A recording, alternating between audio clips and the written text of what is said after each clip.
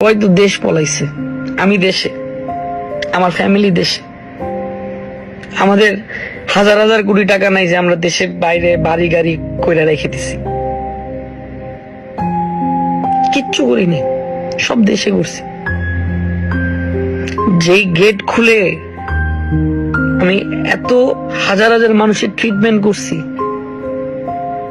এত হাজার হাজার মানুষের কোনোদিন বিকাশ নাম্বারে বলি নাই যে আপনি আমার টাকা পাঠান। আমি বন্যায় আসি, বিকাশ নাম্বার দিচ্ছি, টাকা পাঠান, এই কথা কোনোদিন আমি বলি নাই, কোনো জায়গায় না, কোনো জায়গায় না। আজকে আমার মাই টিভি ভাঙচুর করে দালাল সরকারের, আপনারা বলেন, যেখানে এত মানুষ একত্রিত হয়ে কথা বলতে যে কত লড়াই করতে হয়েছে, তাহলে আমি একটা মানুষ যে আমি এতবার ইনডাইরেক্টলি পোস্ট করছি, ডাইরেক্ট পোস্ট করছি, আমাদের ডিলিট করাতে তাদের কতটা প্রেসার করছে আমার উপর ক্রিয়েট করতে পারে, সেটা চিন্তা করেন। আমি গা ডাকতে আসি নাই, আমি গা ডাকতে আসি না। আপনারা অনেকেই বলতে পারেন যে তৈরি আফ্রিদি বাঁচার জন্য আসছে, আমার দরকার নাই। আর আমার ফেসবুকও দরকার নেই, আমার ইউটিউবও দরকার নেই। আপনারা আমাকে অনেক হেট করেন, আমি তো অপরাধী যে আমাকে প্রেশারাইজ লাগছে, কিন্তু আমার টেলিভিশন ঠিকই কাজ করে গেছে। আমি ইউটিউব সব জায়গা থেকে আমি চলে যাচ্ছি। একটাবার আমার টেলিভিশনটারে দেখেন, রাত্রেবেলা আমার শো অফে 10 জন পিস্তল নিয়ে আসছে, আইসে গুলি ঠেকায় দে, শো অফের মাল আগুন জ্বালাই দিছে। আমাদের শো অফের কম্পিউটার, মাই টিভির যত এডিটিং কম্পিউটার যা আছে লুটপাট করে নিস। এটা কোনোদিন একটা স্টুডেন্ট করতে পারে না।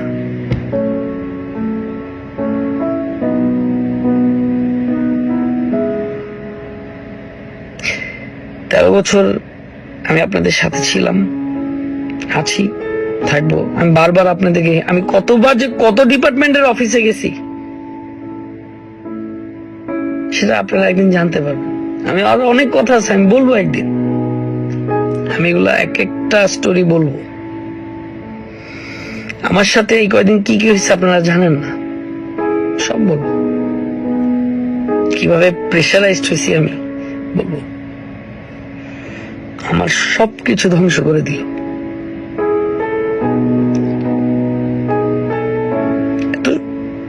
মাই টিভির গেটটা খুলে যেই আসতো আমার কাছে, দেখা হইতো আমার সাথে, খালি হাতে বিদায় দিতাম না।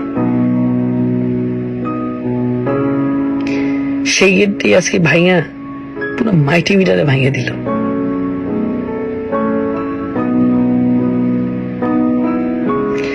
আমি তৈদিন আফ্রিদি আজকে 5:30 বাজে রাত, জানের হুমকি অনেক পেয়েছি, জানি না কারা দিচ্ছে, মেরে ফেলবে আমাকে।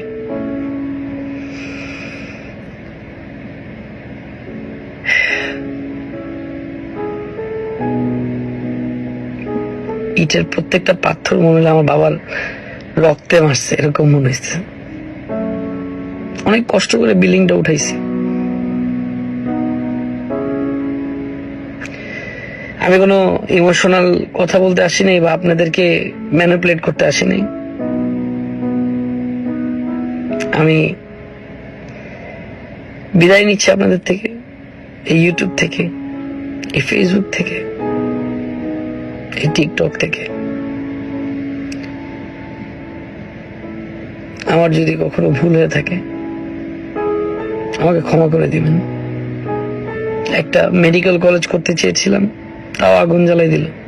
আমার টেলিভিশন ছাত্রদের পক্ষেই কথা বলছে, সেটাও ভেঙে দিল। আপনারা দেখেন, এটা যদি আমি যে কথা বলছি মিথ্যা কথা বলে দেখলে আপনারা টিকটকে যান, এটা তো একদিনের পোস্ট হতে পারে না, আপনারা তো আগের থেকে পোস্ট দেখতে পারবেন। আমি আমার টেলিভিশন রক্ষা করতে পারলাম না, কিন্তু মাই টিভি অন ইয়ার আছে, মাই টিভি চলবে, মাই টিভি চলতে থাকবে ইনশাল্লাহ। কারণ মাই টিভি গ্রাম বাংলার টেলিভিশন। আমি আপনাদের থেকে চলে যাচ্ছি, আপনারা অনেকে খুশি হচ্ছেন হয়তোবা। আমি বারবার অনেক কথা আছে এখন আমি চাইছি আমি বলতে যে আমার সাথে কি কি ঘটছে, অনেক কিছু ঘটছিল আমার সাথে। আমি ভাবছি যে আমি বললে বুঝবেন আপনারা। আমি ইনডাইরেক্টলি অনেক হিন্ট দিছি আপনাদেরকে। হঠাৎ করে একটা স্ট্যাটাস ডিলিট করা, হঠাৎ করে থাকা, এটার মধ্যে কারণ কি? এটাকে আমি স্ট্যাটাস দিলাম, আমি ডিলিট করলাম, আমি দিয়েছি, অফকোর্স কেউ ডিলিট করাইছে, আমি তো করি নাই, করানো হয়েছে বাধ্যতামূলক। কিন্তু আজকে আমার ভাই এবং বোনদেরকে বলবো, আমার এই 13 বছরে অনেক ভুল করেছি, অনেক দুষ্টুমি করেছি।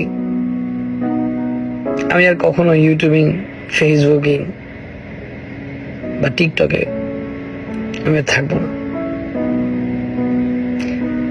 সবাই ভালো থাকবেন। পারলে আমার বাবার কষ্টের তৈরি আপনাদের সবার যে দরজায় আমি একটা মানুষকে হইলে উপকার করছি, যে দরজায় আমি খুলে যে মানুষদের সাথে দেখা করছি, যে মানুষদের উপকার করছি, তার পারলে সে একদিন আমার পাশে দাঁড়ায়। সব লুটপাট করে নিয়ে গেছে, আমি আপনাদেরকে দেখাবো। আসসালামু আলাইকুম, ভালো থাকবেন।